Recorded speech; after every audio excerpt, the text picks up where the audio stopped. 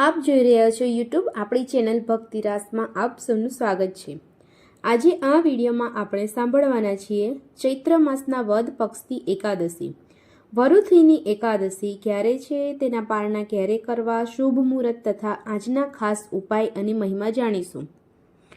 મંગલમ ભગવાન વિષ્ણુ મંગલમ ગરુડધ્વજ મંગલમ પુંડરીકાક્ષ મંગલાય તનોહરિ।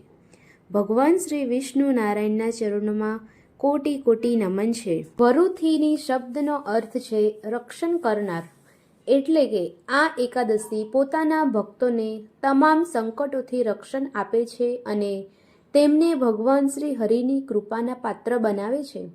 શાસ્ત્રોમાં જણાવાયું છે કે જે વ્યક્તિ શ્રદ્ધા અને નિયમપૂર્વક આ વ્રતનું પાલન કરે છે તેના અનેક જન્મોના પાપ નાશ પામે છે અને તેને વૈકુંઠ ધામની પ્રાપ્તિ થાય છે। એકાદશીને ભગવાન વિષ્ણુના આશીર્વાદ મેળવવાનો પવિત્ર પ્રસંગ માનવામાં આવે છે। આ પવિત્ર તિથિઓમાં વરુથીની એકાદશીનું વિશેષ મહત્વ છે।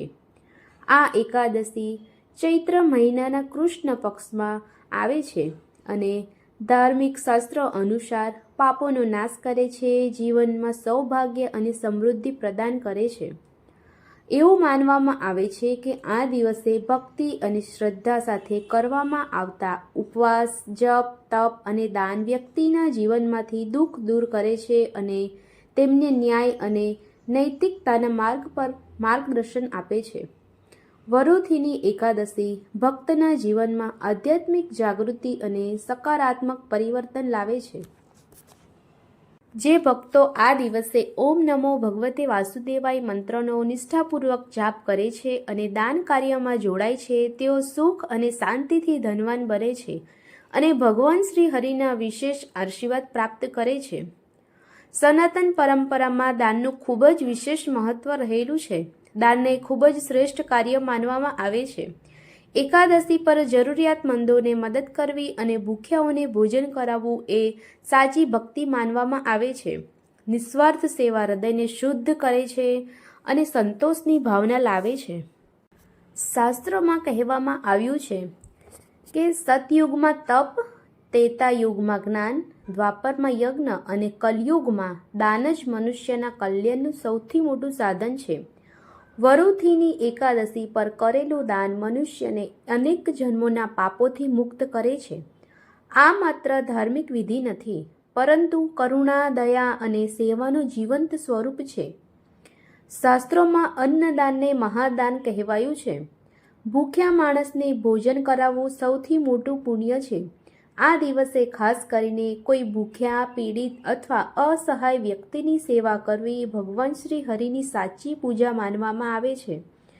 વરુથીની એકાદશીના પવિત્ર અવસરે ગરીબ, અસહાય, દિવ્યાંગ અને જરૂરિયાતમંદ બાળકોને ભોજન કરાવવાના પુણ્ય કાર્યમાં સહભાગી થાઓ।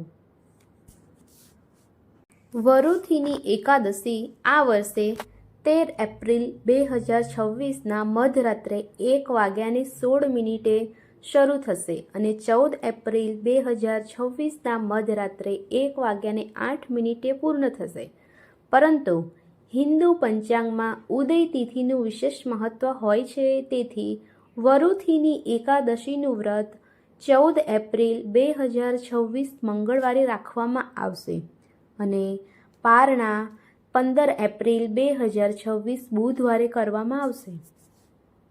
એવું માનવામાં આવે છે કે વરુથીની એકાદશીના ઉપવાસથી 10,000 વર્ષ સુધી તપસ્યા કરવા જેટલું ફળ મળે છે। વરુથીની એકાદશી વ્રતને લઈને એવી પણ માન્યતા છે કે કુરુક્ષેત્રમાં સૂર્યગ્રહણ સમયે હૃદયનું દાન કરવાથી જે ફળ મળે છે તે જ ફળ આ વ્રતથી પણ મળે છે।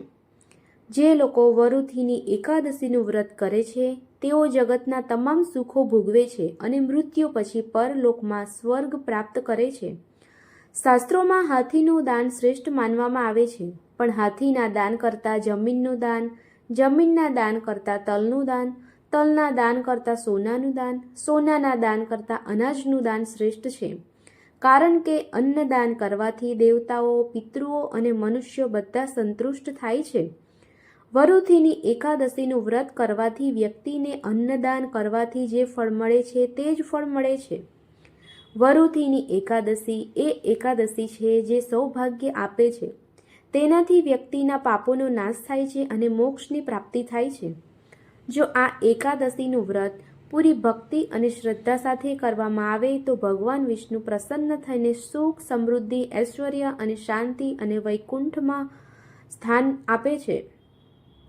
હિન્દુ ધર્મમાં કન્યાનું દાન કરવું મહાદાન કહેવાય છે, પરંતુ વરુથીની એકાદશીના ઉપવાસથી દીકરીનું દાન કરવા જેવું જ પુણ્ય ફળ મળે છે.